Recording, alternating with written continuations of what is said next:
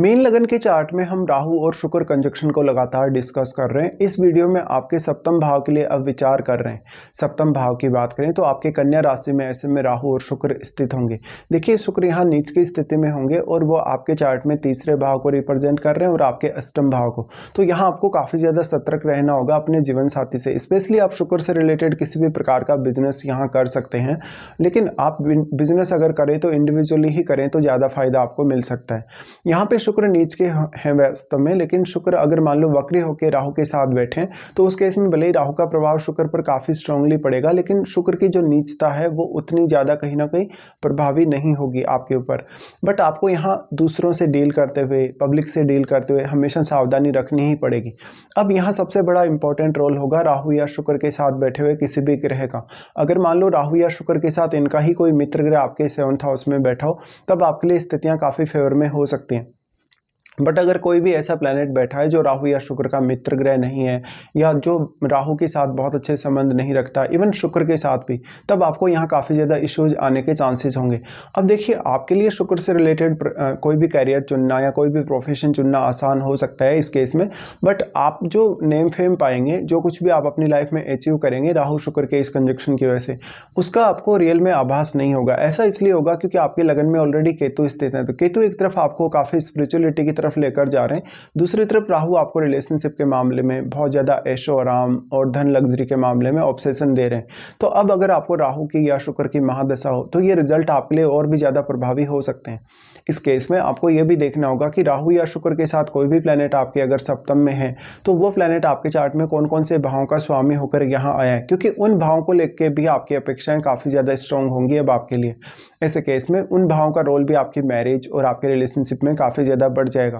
इस केस में पार्टनर से आपको चीटिंग मिलने के चांसेस काफ़ी स्ट्रांग होंगे। पुरुषों के केस में इस बात की और भी ज़्यादा संभावना बढ़ जाएगी कि वो जिस स्त्री से मैरिज करने जा रहे हैं वो स्त्री उनको काफ़ी ज़्यादा चीट कर सकती है। इसमें अब बुध का रोल भी काफ़ी इंपॉर्टेंट होगा, क्योंकि बुध यहाँ डिस्पोजिटर होंगे। मान लो अगर बुध आपके चार्ट में बहुत ही वेल प्लेस्ड है तो जरूर आपको पार्टनर काफ़ी अच्छा मिल सकता है, उनकी फैमिली बहुत अच्छी मिल सकती है, लेकिन एट द एंड वो आपको चीट करेगा ही करेगा यहाँ राहु के होते हुए।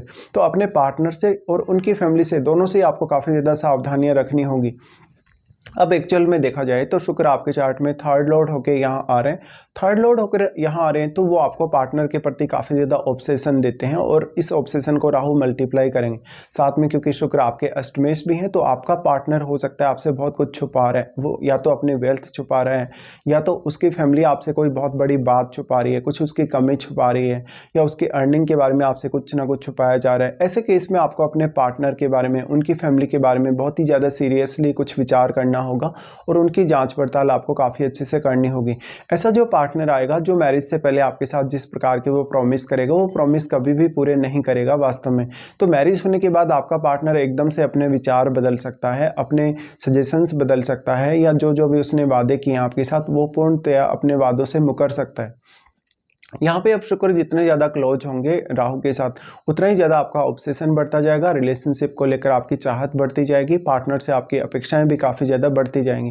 हालांकि जब भी आप शुक्र से रिलेटेड किसी भी प्रकार का प्रोफेशन चुने, किसी भी प्रकार का बिजनेस चुने, तो आपके लिए फेवरेबल ज़रूर होगा इंडिविजुअली, लेकिन जब भी पार्टनरशिप की बात आ जाती है, मैरिड लाइफ की बात आ जाती है, या बाकी कुछ अन्य मामलों में भी आपको उतने बेहतर रिजल्ट देखने को नहीं मिलेंगे। तो ब्लाइंडली किसी पर भी बहुत जल्दी ट्रस्ट कर लेना आपके लिए उतना अच्छा साबित होगा नहीं। यहाँ पे अब शुक्र जो कि अष्टमेश है, अष्टम भाव के थ्रू आपके जीवन में काफ़ी ज़्यादा ट्रांसफॉर्मेशन आने के चांसेस रहेंगे। साथ साथ में राहु या शुक्र की महादशा हो तो ये चांसेस और भी ज़्यादा आपके लिए बढ़ जाएंगे। अब अगर हम यहाँ एस्पेक्ट्स के हिसाब से विचार करेंगे तो राहु सबसे पहले आपके 11वें घर को एस्पेक्ट करते हैं। जब राहु इस तरीके से शुक्र के साथ बैठे हैं और अगर 11वें घर पर वो अपना प्रभाव डाल रहे हैं तो वो आपकी एक्सपेक्टेशन को काफ़ी ज़्यादा ही बढ़ाने वाले होंगे। ऐसी स्थिति में 11वें घर में बैठा हुआ आपका जो प्लैनेट होगा वो भी आपके लिए उतना ही ज़्यादा मैटर करेगा। वास्तव में राहु का प्रभाव जो 11th हाउस पर है बहुत ज़्यादा आपको धन लग्जरी ऐशो आराम पाने के लिए भी ऐसा राहु प्रेरित करेगा। साथ ही साथ ऐसे में शुक्र को लेकर बहुत ज़्यादा आपकी अपेक्षाएं बढ़ जाती हैं।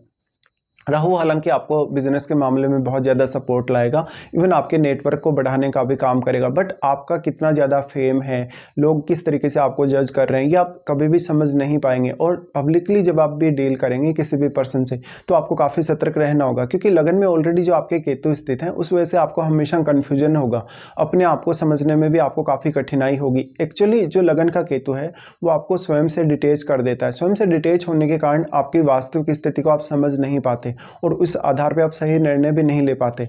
आपके राहु शुक्र के आपके 7th हाउस में होते हुए वास्तव में आपका मैरिज के बाद किसी से अट्रैक्शन होता है, किसी से अफेयर वगैरह या रिलेशनशिप होता है, तो आपको और भी ज़्यादा कठिनाइयों का सामना करना पड़ सकता है। स्त्रियों के केस में देखा जाए तो राहु शुक्र की वजह से नेम फेम बहुत ज़्यादा उनका हो सकता है पुरुषों की तुलना में। इसके साथ साथ उनकी लाइफ में बहुत ज़्यादा ऐशो आराम, धन, लग्जरी वो सब हो सकता है, बट पार्टनर पर जितनी ज़्यादा आपकी डिपेंडेंसी रहेगी उतना ही ज़्यादा आपको चीटिंग मिलने के चांसेस स्ट्रॉन्ग होंगे। राहु का प्रभाव आपके 11th हाउस पर होने से 11th हाउस में बैठा हुआ ग्रह भी कहीं ना कहीं राहु की क्वालिटीज़ की वजह से काफ़ी मल्टीप्लाई होगा।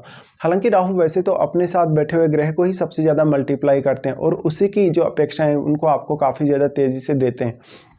लेकिन अब आपके लिए 11th लॉर्ड आपके शनि काफ़ी मैटर करेंगे, क्योंकि राहु शनिवत ही चलते हैं। और अगर आपके बुध चाहे कितने भी वेल प्लेस्ड हों चार्ट में, तो बुध अगर वेल प्लेस्ड हैं तो फिर बिजनेस करने के लिए एक बहुत बेटर स्थिति देखने को मिल सकती है। बट जब भी पार्टनरशिप की बात आती है तो आपके लिए काफ़ी ज़्यादा समस्याएं होंगी।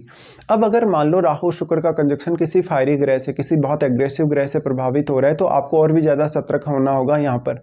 इसके साथ साथ राहु और शुक्र दोनों ही आपके लगन पर अपना प्रभाव डाल रहे हैं। लगन पर इनका प्रभाव होने से ये कंजक्शन आपके लिए और भी ज़्यादा नुकसानदायक हो सकता है यहाँ पर, क्योंकि राहु का और जो शुक्र का प्रभाव है उतना ज़्यादा देखने को नहीं मिलेगा आपके लगन पे, क्योंकि लगन की सारी एनर्जी को केतु एब्जॉर्ब कर रहे हैं, वो अपने में समाहित कर रहे हैं सारी एनर्जी। साथ में अब जितना भी एनर्जी आपके लगन को राहु या शुक्र से मिलेगा वो सारा का सारा एनर्जी भी केतु के पास चला जाएगा। वास्तव में अब आप अपने जुपिटर को देखिएगा, जुपिटर का अगर एस्पेक्ट हो आपके 7th भाव पे तो कुछ हद तक आपका जुपिटर आपको जरूर हेल्प कर सकता है, बट जुपिटर की स्वयं की जो प्लेसमेंट है आपके चार्ट में वो किस प्रकार की है। और वास्तव में अगर केतु के साथ जुपिटर बैठे होंगे आपके लगन में तब आपको उतना ज़्यादा फायदा नहीं होगा, क्योंकि फिर आपके स्पिरिचुअलिटी की तरफ आगे बढ़ने के चांसेस सबसे ज़्यादा स्ट्रॉन्ग हो जाएंगे और स्वयं भी आप अपने पार्टनर से अपने आप को बहुत ज़्यादा डिटेच सा महसूस करने लगेंगे।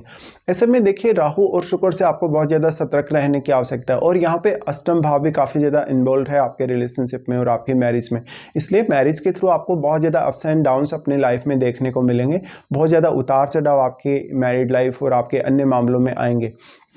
तो अब इनसे आपका जो कैरियर है वो काफ़ी ज़्यादा इम्पेक्ट होगा। कैरियर में जो कुछ भी आप करना चाहते हैं वास्तव में अपने कैरियर को लेकर आप काफ़ी अनसर्टेनिटी देखेंगे।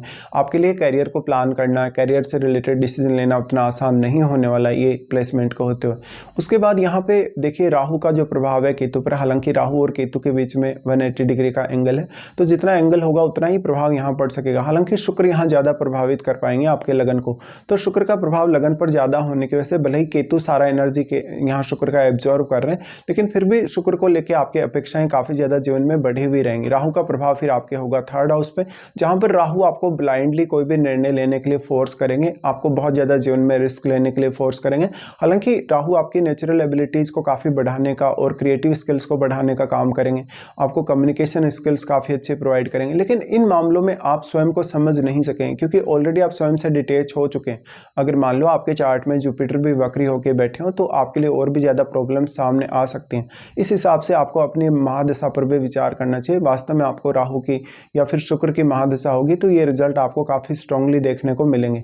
देखिए राहु और शुक्र का कंजक्शन आपके 7th भाव में है, तो आपकी एक मैरिज होने या तो ऐसी मैरिज होने जिसमें लव अफेयर आपका पहले हुआ हो, या तो किसी से आप बहुत ज़्यादा अटैच हैं, आप वास्तव में किसी को चाहते हैं लेकिन सामने वाले पर्सन से आपकी मुलाकात नहीं हुई हो, या तो फिर मैरिज होने के बाद आपका डायरेक्टली या इनडायरेक्टली कोई फॉरेन कनेक्शन होने या फॉरेन सेटलमेंट होने के चांसेस काफ़ी स्ट्रॉन्ग होंगे।